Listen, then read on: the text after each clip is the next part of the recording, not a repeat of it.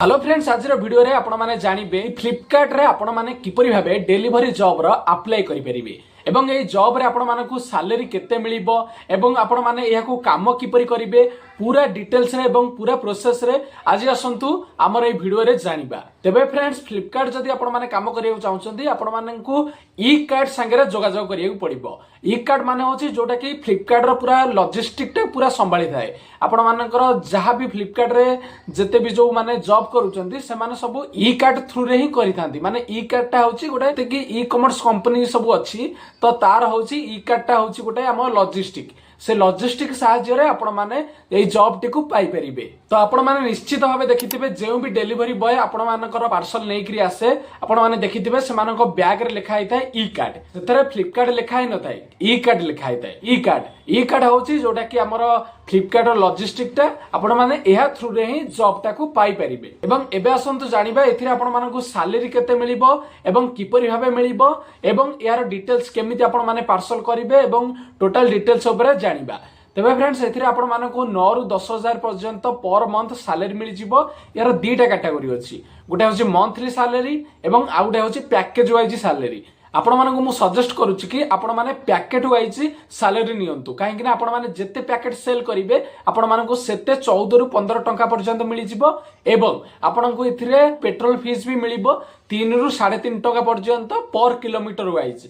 एवं जदि आपण माने मंथली वाइज काम करूचंती माने मंथली सैलरी वाइज आपण माने जदि एथरे अधे भी पैकेट सेल करूचंती तबे आपण मानकु एते लाभ होइबार नाही। तो सेति पई आपण माने पैकेट वाइज जदि सेल करूचंती तबे आपण माने दिनुकु जेतिकिटा पैकेट सेल करिवे आपण माने सेही हिसाब रे एथिरे पैसा पाई परिबे। एवं जदि मंथली ये करूचंती तबे आपण मानकर तर सपोज आपण माने 9,000 नौचंती किंतु आपण मानकु पूरा अधिका सामान से माने पार्सल करिया को पडुची, डिलीवरी करिया को पडुची, तो आपण मानकु टिके तकलीफ लागिवो। काई ना माने पैसा आडे बढ़ुन ना, एथिरे कोन आपण जिते पूरा पैकेट डिलीवरी करिवे आपणको पैसा सेते बढ़ी बढ़ी के जीवो। माने पैकेट हिसाब रे आपणकर पैसा बढ़िवो, किंतु सैलरी जोटा रहिछि मंथली सैलरी सेटा पूरा कांस्टेंट रहइबो। आपण मानकु 9,000 मिलिया कथा मिलि जिवो, आपण मानकु से गोटे मास रे जत्ते पैकेट कहबे आपण मानकु ताऊ डिलीवरी करिया को पड़िबो। तो सेति पई मु आपण मानकु सजेस्ट करूछि आपण माने पैकेट हिसाब रे ही एयार सैलरी नियंतु एवं एथिरे आपण मानकु पेट्रोल फी मध्ये मिलि जिवो टोटल किलोमीटर पिछा 3 टका रु 3.5 टका कि 3 टका 75 पैसा पर्यंत। एवं एथिरे आपण मानकु को इयर मिले ना भी माने को पे स्केल रहिछि तादर आपणकु मिले ना। तो सेति पई आपण माने कहा थ्रू रे को वेंडर थ्रू रे आपण माने ये जॉब टिकु पाउचंती। तो जदि आपण माने डायरेक्ट पाउचंती तो ठीक अछि एवं जदि कोनोसी वेंडर थ्रू रे जॉब टिकु पाउचंती तो तेबे आपण मानकर कोनोसी प्रॉब्लम रे पड़ी जाई परंती। तो देखि चाहिकरी आपण माने निजे जाईकरी जदि कोनोसी चिन्हा परिचित अछि तो ता थ्रू रे जॉइनिंग करंतु।